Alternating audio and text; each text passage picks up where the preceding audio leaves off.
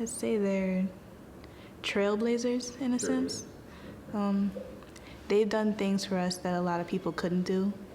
And it took like one group to band together a bunch of sources from around the country to make the changes necessary. And I think the NAACP is the most recognized organization to do those good things.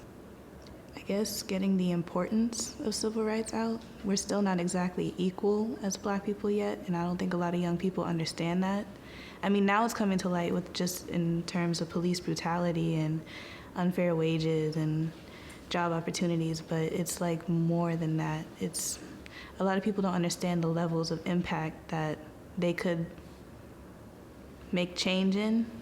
A lot of people feel, I mean, in my generation, feel that I'm just here, what can I do? I'm just so-and-so, there's nothing I can really do, but I feel like there are ways in your daily life that you could make a change, and I think civil rights organizations should teach young people to make small changes.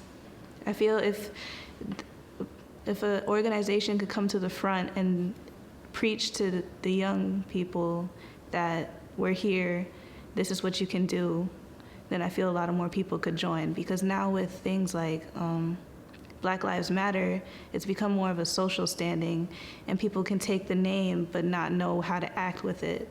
And I feel if a group came forth and said, you can use this name and put action to it, and here's how you can put action to it, then I feel they could make a change. I feel Black Lives Matter serves as like a bridge of gapping the generations, of bringing them together. If the Black Lives Matter movement teamed up with the NAACP, like if the Black Lives Matter could be the social front, and then NAACP could be the legal background of fighting, then I feel like that would be okay.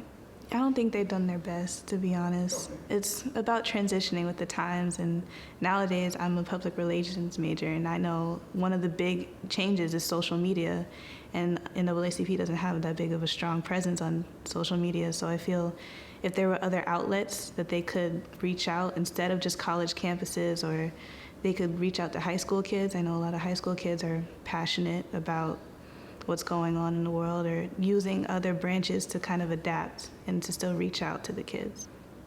I think there still remain their relevance for sure for all that they've done, but I feel in the future it might, if they play their cards right, I feel they could make a powerful presence again. I know they're working hard because a lot of these issues are being brought to light now in this generation, and I feel if they could just find a way to just make everything known that they're still here and they're still working, then I feel like they'll have as much as a presence as during the civil rights movement in the future.